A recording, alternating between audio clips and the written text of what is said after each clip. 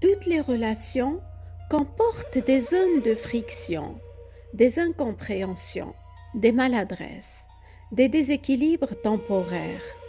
C'est inhérent à toute dynamique humaine. Mais il existe une différence fondamentale entre ce qui relève de l'ajustement et ce qui dépasse la simple difficulté relationnelle. Certains comportements ne relèvent plus de l'imperfection relationnelle. Ils touchent directement au respect du cadre nécessaire à toute relation saine. Lorsqu'ils deviennent répétés, ils ne fragilisent pas seulement le lien, ils fragilisent également la personne qui les subit. Dans ces cas-là, la question n'est plus est-ce que la relation traverse une difficulté, mais plutôt est-ce que les conditions minimales d'un lien sain sont encore respectées. Aujourd'hui, dans les élans du cœur, nous explorons ces signaux-là, ceux qui ne s'installent pas silencieusement, mais qui indiquent immédiatement un déséquilibre profond dans la manière dont le lien est traité. Ce ne sont pas des nuances, ce sont des marqueurs de structure, des lignes rouges qu'il ne faut pas franchir. Je suis Fatem Zahra Alami. J'éclaire les zones où la relation ne relève plus de l'imperfection ordinaire, mais d'un déplacement du cadre relationnel lui-même.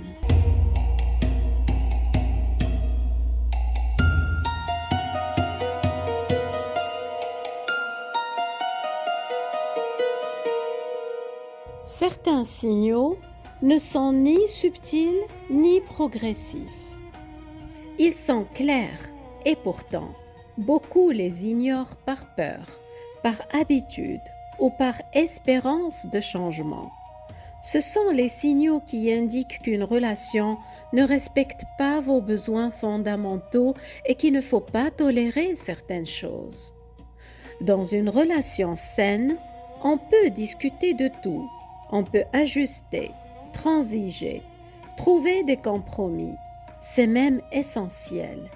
Mais il y a des choses qui ne se négocient pas, des comportements qui, dès qu'ils apparaissent, devraient faire sonner une alerte.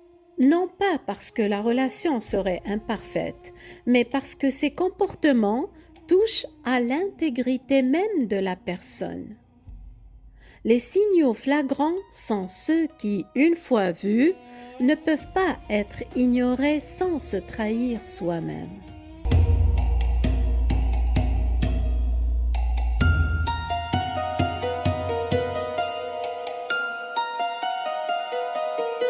Premier signal flagrant, le non-respect répété des limites.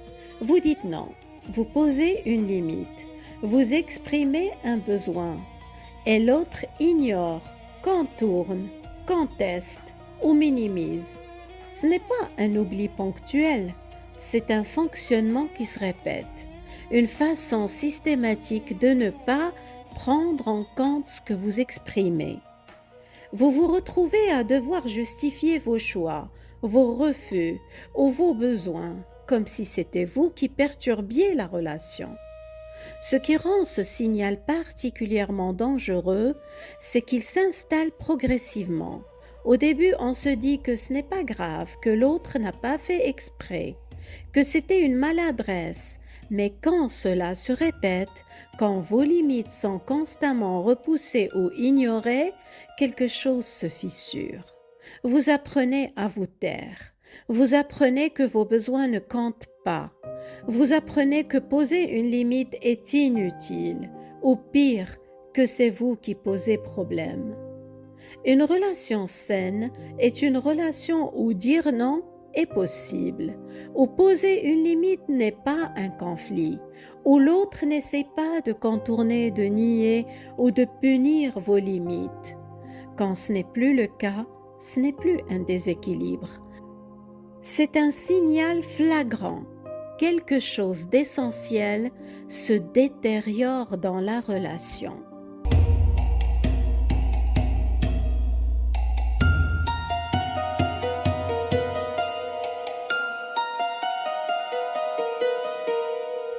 Deuxième signal flagrant, la pression et la culpabilisation. Vous exprimez une limite, un besoin, un désaccord, et l'autre vous fait sentir que vous êtes responsable de son inconfort. En amitié, voilà comment il faut agir. Si tu étais assez compréhensif, tu ferais ça. Après tout ce que j'ai fait pour toi et tout le respect que je te témoigne, je ne m'attendais pas à ça de toi. Ces phrases ne sont pas des tentatives de dialogue, ce sont des tentatives de contrôle. Elles disent « ton refus ou ta limite me dérange, donc c'est à toi de changer. Ton besoin ne correspond pas à ce que j'attends de toi, donc c'est toi le problème. » La culpabilisation est une arme relationnelle discrète. Elle vous place en position de devoir vous justifier, de devoir prouver que vous tenez à l'autre, de devoir vous excuser d'exister différemment de ce qu'il attend de vous. Une relation saine n'a pas besoin de culpabiliser pour maintenir le lien. On peut dire non sans que l'autre s'effondre ou vous attaque. On peut être différent sans que ce soit une trahison. Quand la culpabilisation devient systématique, ce n'est plus un désaccord, c'est une forme de pression psychologique. La relation cesse progressivement d'être un espace de coopération.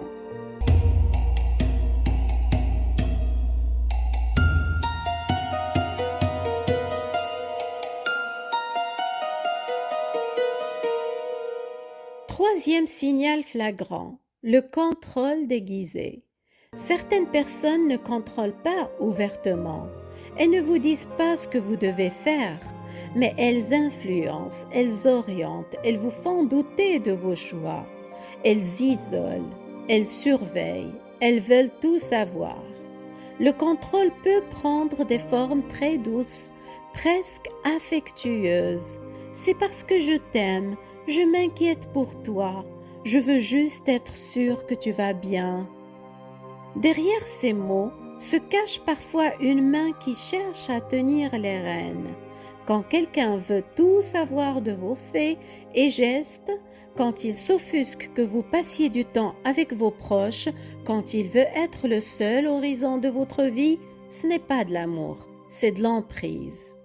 Et l'emprise ne commence jamais par des chaînes, elle commence par des phrases rassurantes, par une inquiétude affichée. Une relation saine laisse de l'espace. Elle n'a pas besoin de tout contrôler. Elle n'a pas besoin de tout savoir. Elle n'a pas besoin de filtrer vos relations. La confiance n'est pas une surveillance. L'amour n'est pas un permis d'accès à toutes les zones de votre vie. Quand le contrôle s'installe, sous quelque forme que ce soit, il faut le nommer et se demander si l'on accepte de vivre ainsi.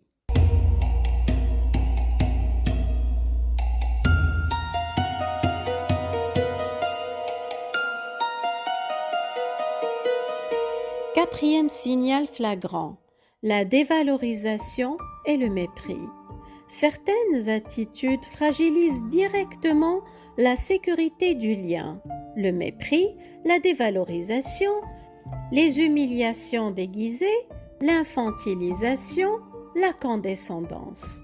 Des paroles ou des comportements qui vous rabaissent, vous font douter de vous ou minent votre confiance. Ce signal peut être direct, des insultes, des critiques humiliantes, des moqueries sur ce qui compte pour vous, ou il peut être subtil, des remarques déguisées en humour, des conseils bienveillants qui vous rabaissent, une manière de toujours avoir raison et de vous faire sentir que vous avez tort. Le mépris est l'un des signaux les plus destructeurs, parce qu'il ne s'attaque pas à ce que vous faites, il s'attaque à ce que vous êtes, à votre valeur, à votre légitimité. Une blague sur votre tenue, un sourire en coin quand vous exprimez une opinion, une remarque sur votre façon d'être. T'es trop sensible, tu exagères. Ça va, faut pas le prendre comme ça. Tu ne comprends pas, c'est trop compliqué pour toi. À force, vous apprenez à douter de vous, à vous taire, à vous effacer. L'infantilisation, c'est cette façon de vous parler comme à un enfant, de décider à votre place, de supposer que vous n'êtes pas capable de comprendre ou de choisir, vous dire comment vous devriez vous comporter, comment vous devriez être, ou encore comment faire. Laisse-moi faire, tu ne sais pas t'y prendre, c'est mieux comme ça, crois-moi. La condescendance, c'est cette posture de supériorité déguisée en bienveillance. Tu es mignon quand tu t'énerves. C'est gentil d'essayer même si tu n'y arrives pas. Des phrases qui semblent douces mais qui vous placent en position d'infériorité. Une relation saine ne se moque pas de ce qui compte pour vous. Elle ne minimise pas vos émotions et ne vous fait pas sentir que vous êtes trop quelque chose ou pas assez. Elle ne vous parle pas comme à un enfant. Elle ne vous regarde pas avec condescendance. Le respect n'est pas une option, il est la base. La dévalorisation, le mépris, l'infantilisation, la condescendance, même déguisée en humour ou en bienveillance, n'ont pas leur place dans une relation respectueuse. Ce n'est pas de la maladresse, c'est un choix. Un choix de se placer en position haute et de vous maintenir en position basse. Quand ce signal apparaît, et surtout quand il se répète, il ne faut pas l'ignorer. Ce n'est pas de l'humour, ce n'est pas de la bienveillance, c'est de la domination déguisée.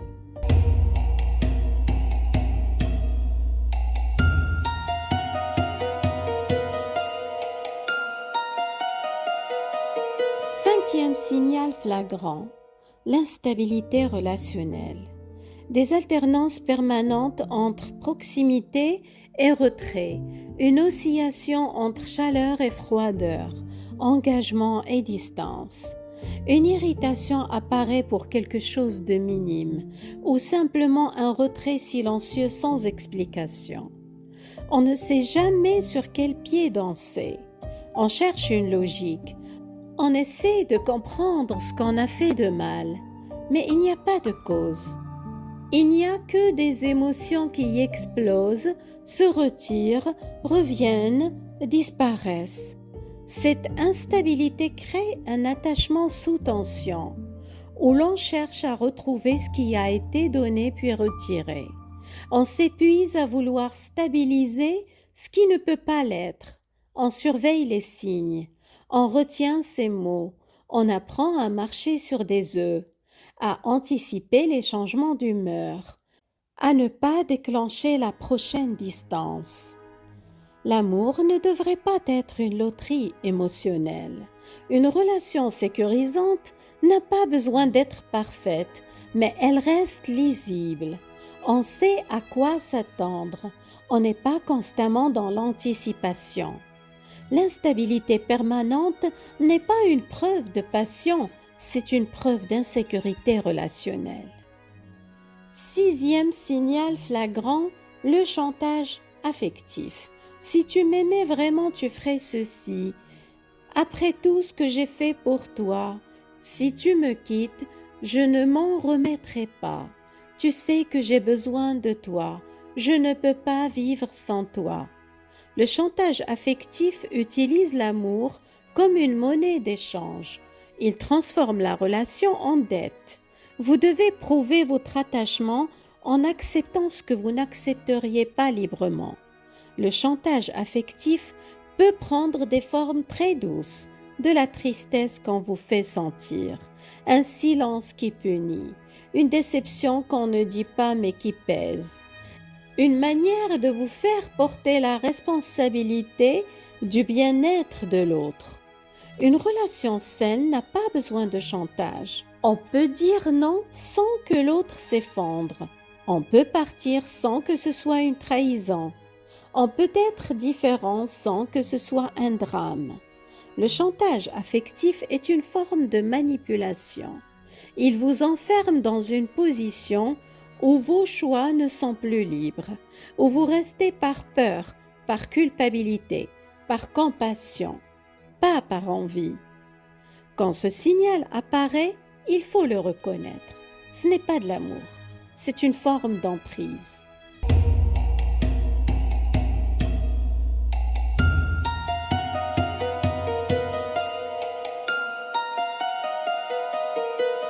Septième signal flagrant, la manipulation et l'inversion de responsabilité.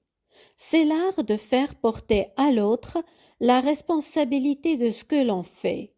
Si tu n'avais pas fait ça, je ne me serais pas énervé. C'est de ta faute si j'ai réagi comme ça. Tu provoques mes réactions. L'inversion de responsabilité est particulièrement toxique parce qu'elle vous place dans une position intenable. Vous vous retrouvez à vous excuser de ce que l'autre a fait. Vous vous retrouvez à réparer ce que l'autre a cassé. Vous vous retrouvez à douter de votre propre perception des événements. On vous fait douter de ce que vous avez vu, entendu, ressenti. On réécrit l'histoire. On minimise ce qui s'est passé. On déplace la faute. Et à force, vous ne savez plus qui a raison, qui a tort et ce qui est réel. Dans une relation saine, chacun reconnaît sa part de responsabilité. On peut dire « j'ai fait une erreur, désolé ». On ne dit pas « c'est ta faute si j'ai fait cette erreur ». L'inversion de responsabilité n'est pas un simple désaccord. C'est un refus de voir l'impact de ses propres comportements. Une façon de déplacer systématiquement le problème hors de soi, même lorsque sa propre responsabilité est engagée. Une façon de maintenir la relation sous contrôle en empêchant l'autre d'exprimer légitimement son malaise. Si vous vous reconnaissez dans cette dynamique, si vous passez votre temps à vous excuser de ce que l'autre fait, si vous ne savez plus qui a raison, il est temps de regarder la réalité en face.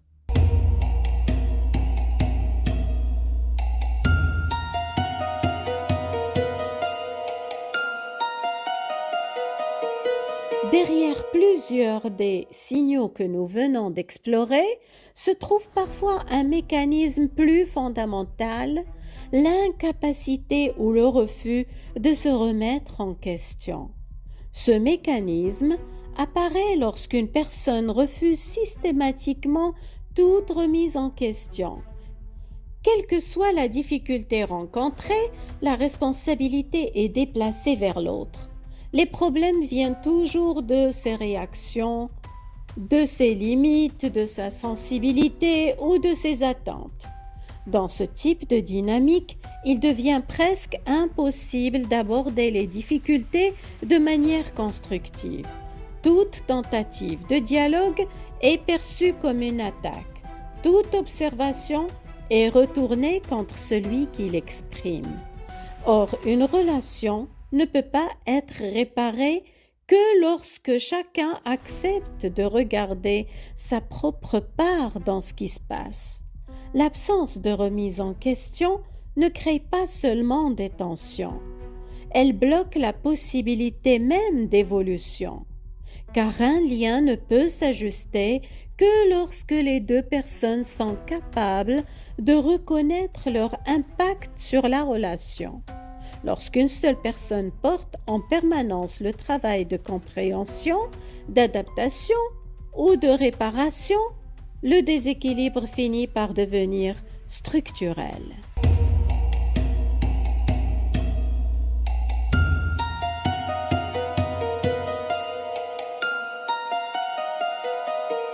Ces signaux ne peuvent pas être ignorés, même subtilement. Dans toutes les relations amoureuses, amicales, familiales, il existe un seuil de tolérance et certains comportements ne doivent jamais être intégrés ou acceptés. Ce sont des signaux flagrants, des marqueurs de structure, des lignes rouges. Les reconnaître tôt, c'est se protéger. Ce n'est pas fermer la porte par peur, c'est poser un cadre clair pour que la relation, si elle continue, reste équilibrée et respectueuse. Reconnaître ces signaux ne consiste pas à exiger des relations parfaites. Cela consiste à distinguer les imperfections normales des comportements qui compromettent durablement le respect, la sécurité ou la réciprocité du lien. Certaines difficultés se traversent, d'autres indiquent qu'une limite importante a déjà été franchie. Quand ces signaux apparaissent, et surtout quand ils se répètent, la question n'est plus comment améliorer la relation, mais est-ce que je veux continuer à être dans une relation qui me demande d'accepter cela? Parce que rester dans une relation où ces signaux sont présents, ce n'est pas faire preuve d'amour, c'est faire preuve d'abandon de soi. L'amour ne devrait jamais vous demander d'accepter ce qui vous détruit. Le respect ne se négocie pas. La sécurité ne se négocie pas. La dignité ne se négocie pas.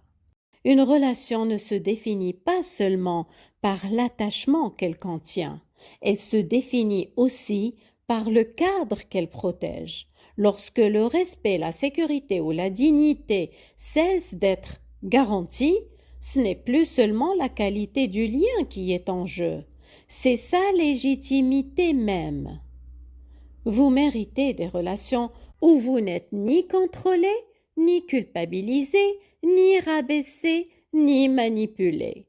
Rester n'est pas une preuve d'amour. Partir parfois, c'est se prouver qu'on s'aime assez pour ne pas accepter l'inacceptable. Prenez bien soin de vous.